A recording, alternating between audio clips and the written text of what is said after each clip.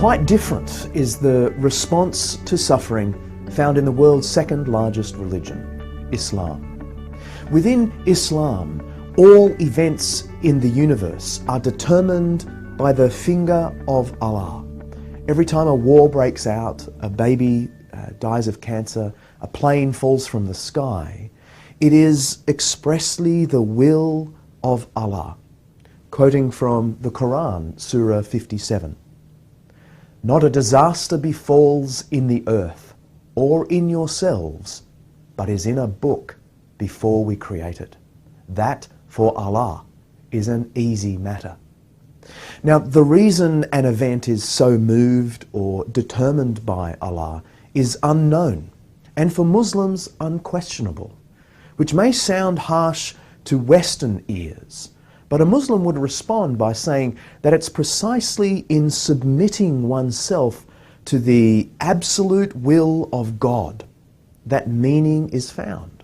The word Islam means submission. The word Muslim means one who submits to the will of Allah. Well, different from all of these religious responses is the response to suffering made by the atheist, the one who rejects outright the existence of God. For the atheist, suffering results not from karma or desire or the will of God, but from sheer natural forces. Perhaps the most famous exponent of this perspective is the Oxford zoologist Richard Dawkins, the author of The God Delusion. And he once expressed this in very striking terms, as he always does. In a universe of blind physical forces and genetic replication, some people are going to get hurt, other people are going to get lucky, and we won't find any rhyme or reason in it, nor any justice. The universe we observe has precisely the properties we should expect if there is at the bottom no design, no purpose, no evil, and no good, nothing but blind, pitiless indifference. DNA neither knows nor cares. DNA just is, and we dance to its music. For atheists, the question why is completely overruled. There is no question to ask because there's no one to put the question to. In fact, some atheists try and turn the whole thing around and use the presence of suffering in the world as a kind of proof against God. Essentially, the argument suggests that the presence of evil in the world can't be reconciled with the existence of an all-loving, all-powerful God. It's reasoned that if God were all-loving and all-powerful, he'd be willing and able to put an end to suffering.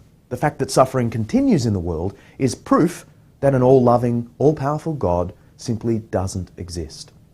Interestingly though, Richard Dawkins himself doesn't run this argument. I think he knows better.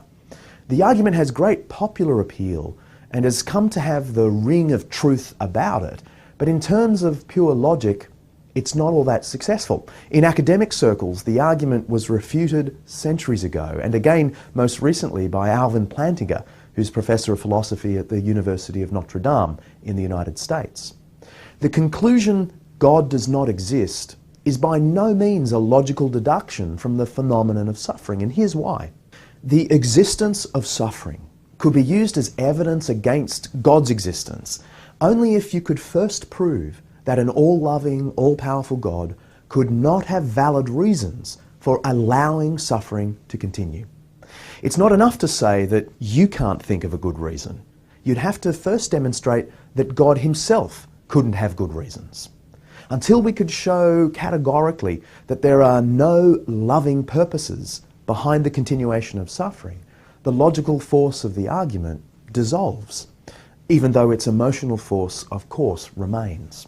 In fact, a believer can validly restate this logical syllogism about suffering and put it like this. An all-loving, all-powerful God would have to have good reasons for allowing suffering to continue. And since suffering does continue, God must have such good reasons. Now, please don't misunderstand me. I'm not for a second suggesting that this settles the problem of suffering. It doesn't even come close. I'm just pointing out that the presence of suffering in the world presents not so much an intellectual dilemma for belief in God, but an emotional dilemma.